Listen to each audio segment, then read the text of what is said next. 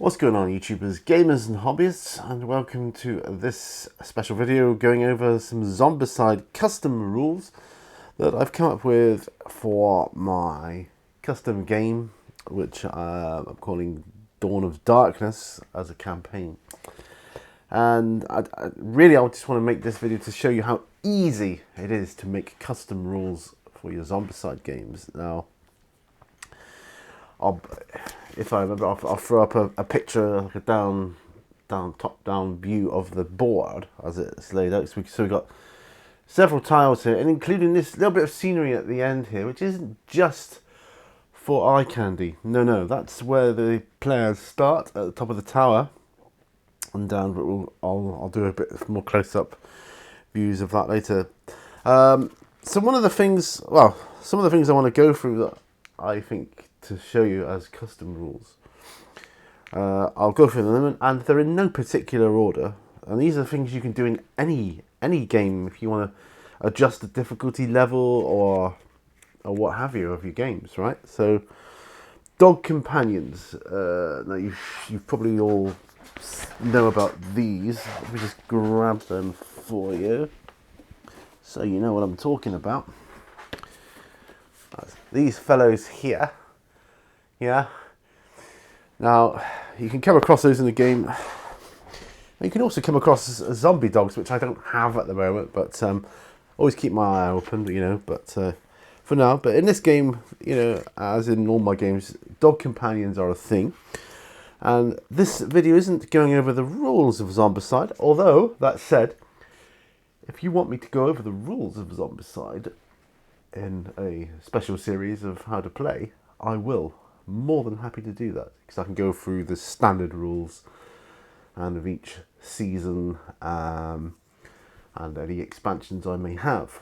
But this is about custom rules. So, my custom rules for dog companions is, if a dog companion is found, so you search, then the player needs to roll an even number in order to keep him. Now, the reason is, this represents the natural mistrust they would now have for everything. If an odd number is rolled, then they are gone forever. So it's basically halving your chances of finding a dog companion, because they are awesome. Very, very handy in game. Very handy. And are a huge benefit to any players that find them. This campaign, which I've called Dawn of Darkness, is set after the apocalypse has been going for quite some time. So it's not new, it's not just happened, it's been going for a long time. The players occupy this like power generator housing, which is where they kind of live. But it's right next to a prison, or part of a prison, what's left of it, and a little bit of high streets as well. But anyway, so, and on the board, we have over here a police car, which you get in anything. You could represent this with anything really, although these flat ones are ideal because you can just place your characters on top when you're driving around. So we've got a police car over there. Now, it has no fuel in it, so you can't run it. However, it will run if a can of fuel is used up for this. So if you find a can of fuel, you make it back to the police car, you could start it up, you know, spend an action, boom, it's gone, and you could drive around the streets. Then, you know, use your car as a weapon if you need to. And the same goes for the pimp car, which is over here. Pimp car is another type of car, basically. That is the same. No fuel, but if you put fuel in it, it will run. Prison cells. Now, as it's a prison, they get searched regularly anyway, and as the apocalypse has been going for some time, they can be searched they only reveal an item on a successful roll of an older number. So you've got to roll an odd number to find something, even if it's a useless item. Alright. There's nothing to be found in the prison courtyard or the first row of tiles on a search, because it's been going for some time now, and yeah, basically those areas have been searched thoroughly. There is literally nothing left there. Red X tokens, which I've dotted about the place, which represent objectives and things, represents materials needed to reinforce a barricade. Here's your barricades. They've got their own rules, but for the purpose of this game, I'm just deeming that they need to be a bit more reinforced to stop an abomination coming through. So if you make it back with those, you can spend an action and reinforce them. It represents the materials needed, so it could be anything. Opening the doors in the first 2 rows, that's this row and this row, will not spawn extra zombies, because they do ordinarily. If you open the entrance to a building from the outside going in, each room in that building spawns zombies. So, but it doesn't on this one because it's been done so many times. But you can shut and lock the doors from the inside only. Only fatties and abominations can get through these doors once they're shut and locked. So this row and this row, you can do that. Okay. And this has been adjusted because I'm still playtesting this to run as an actual game for a group. So at the moment, the mission is twofold, needing players to obtain both food or water. You know, water being very, very valuable, and that represents, like, you know, all the water they need for the time being. Or if it's canned food, all the canned food they need, or if it's rice, all the, you know, you get the idea, right? And a red X token, which I showed you before. In order to, that's kind of a win then to do that. So you can have a partial win, you know, or a complete failure, or a complete success. And, you know, if you to reinforce the barricade after you're back with the food, water, whatever. There's a barricade here from the courtyard onto the road. I'll just pop that up there, which is how the players get through. When they go back, however, they can dismantle that barricade, and they'll then be safe. Or you can put it over the entrance where they got through the barbed wire in the first place. Yeah, you remember a certain TV series about zombies. There was a lot of barbed wire fencing involved in one of them. I'll say no more. If the game goes beyond 10 turns, and this is where the playtesting comes in, it means the sun has gone down, and the ranges of guns are reduced by 1, except where the range is only 1, such as a pistol, so you can only shoot 1 area away from you, in which case an even number must be rolled to hit the target. If the player has a flashlight, though, then this limitation does not apply. So if you've got a torch, you can shine it, you can see, or you can just hold it with your gun. You can see where you're shooting. 10 turns, and that sounds like a lot. And for most, squeaky chair. For the majority of Zombicide games, they don't really go beyond 10, 6 or 7. And you think, well, 10, that's a lot of turns. This particular scenario, after playtesting, it easily goes to 10. Easily. It takes a couple of turns to get on the main board, and the zombies do not start spawning until you're on the main board, and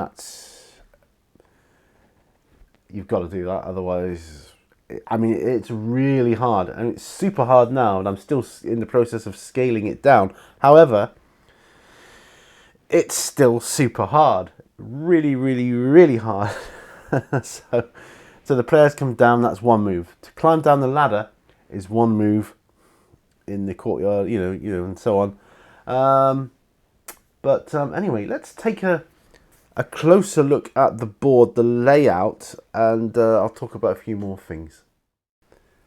Okay, so as you can see, there's the tower, power plant, some trees either side. So, what I was talking about earlier, essentially, so for Josh to get down the ladder, that would be 1 move. So that's 1 move there. 1, 2 to get in that area, 3, that would be his first move. So essentially, that would be the player's first move. Now, it doesn't make sense to start spawning zombies at that point because 2 zombie spawn points, and I did have 3, but that was way ridiculous. Not until, because it takes another turn. 1, 2, 3. So turn 2, they're on the board. Turn 2, they're on the board. Now the zombies can start spawning. So this is the first 2 rows of the table. This is like the courtyard for the prison there. Got an electrified fence there and there, running from this power generator, which, I don't know, you can make up any story you like about that. There's the barricade. Did have a barricade over there initially. That barricade I'm just using as a sort of ramp to get up and over onto the main road. So, this row and this row do not spawn zombies when you enter the rooms. However, the prison cells, you've got to roll, I think it was an odd number I said. Or was it an even number? I think it was an odd number. If you search it to find anything, although that said there is an objective token in that room and that room.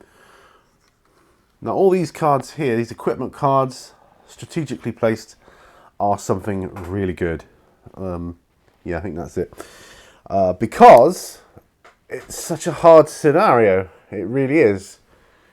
And quickly the players can get overrun. And it's really difficult, this one. Really, really difficult. It's a big board. I intended it for that. I think it'd be easier with more than just 3 characters there. So maybe 4 characters. A 4th character might add another dimension. So I may play test that this afternoon. I don't know. But anyway, yeah, so here we are. This is the Dawn of Darkness scenario. So basically, they've got to get up, come around. You can only go this way, here, and this way to get in the middle. Here, you see? And there's a road down there. Now, there are other custom rules I have, which, like, for example, if you end up constructing a Molotov cocktail, you can use it to blast a hole in the wall anywhere. And I'll put a hole or a blast token down there so that players can go through. Obviously, zombies can go through as well at that point, and it creates an awful lot of noise. So the zombies will be drawn to that. But that's if it gets to that stage. Do you know what I mean? So on my first play test, we as a group didn't get really beyond there. Although Josh did manage to make it to about there. But was just overrun with zombies at that point. So we may do a playthrough of this once I've fine-tuned the game. And yeah, we'll see how we go. But this is just showing you how easy it is to make custom rules for your games. I mean, you could do literally anything you like. An objective token could be anything. It could represent equipment. It could represent people, survivors. Literally anything you want it to represent. And you can have it, you know, that they have to carry it on their character cards. Or just put it next to their character card. You can literally do anything you want. That's what I love about Zombicide. The customization of it. It's just so flipping easy. It's really, really easy to do. So yeah, that's my dice tray there. So there's no board tile there. I was just filling space basically. So yeah, empty zone there. So I thought, well, good place to put a dice tray perhaps. And yeah, so zombie spawn points there and there. So they're basically coming down that way or across there. And down there. Literally, they're going down that way, and the players have got to come up if they want to win, basically.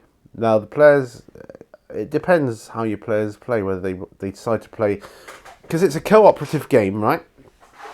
Like I say, you know that Zombicide is a cooperative game, but the question is, should they play cooperatively with each other or against each other? I mean, if one player decides to get food and go home himself, it's like, well, you know, stuff you guys, see you later. He can do, that's perfectly fine. Or if he gets food and materials with which to reinforce the barricades, he's perfectly within his rights to do that too. Or, excuse me, sorry about that, yawning. Or, if they do want to work as a team, work together, nobody gets left behind, which is the most common way this game seems to be played, then that is fine too. But, you know, that's where the players start and where they end, if indeed they end. And so, yeah. So it's a big board, covers a large area, but more fine-tuning to be had yet. But I just wanted to show you how easy it is to do customized rules for this game. Because it really is easy. Anyway, and the other thing was, with this game, the mission is to get food and water, which in the main rules, you don't get missions like that. The food and water is just, well, what's the point of it? It doesn't seem to serve a purpose, so in my games, they do, which makes it more interesting. So, well, for me anyway. Not every game, but, you know, some games. Okay, well, that marks the end of my play test, my second or third play test of this scenario. I think I've found the right balance now, which is all good. I've managed to get everything I needed. I got food. I've got like canned food. I did get the objective to reinforce the barrier. Also, Derek has water too. So 2 players have food and one has the barrier as well, or the barrier reinforcement. And funnily enough, Josh, the one that got food and the reinforcements, didn't actually make a single kill during that game. And he had, you know, the rubbishest weapons, the most rubbish weapons. He had a crowbar. Phil, on the other hand, he had, you know, all the guns going, shotgun, submachine gun, rifle, and you had to chuck away a pistol. He didn't do much at all. He didn't really get as far any further than that. He kept going back in, bit of a coward. But we're here now, we're back. There's no real need to put more zombies on them. You can see from the spawn points, the board would be overrun with zombies at that end. But there's really not much point now because they've reinforced that. Next go, the guys would all be back there. So nobody died, nobody became zombivores. And we're good to go. We got food, we got more reinforced barrier. And we're good for another few weeks, maybe. Anyway, yeah, so I think I've found the right balance for that. The custom rules that I've gone through work really well. I shall use them in future games. And yeah, I shall just, I'm not sure there's much point to the car. I mean, you could go back. If you found fuel, you could go back and get a car and drive around. It'd be easier. Once you got a car going, it's easier. And yeah, it made it right. I think it was a good choice all round. So yes, custom rules are very good. They work well, and I think I found the right balance for this particular game. Anyway, thank you very much for watching. Remember, all brushes lead to war, and I will see you on the next video. Bye for now.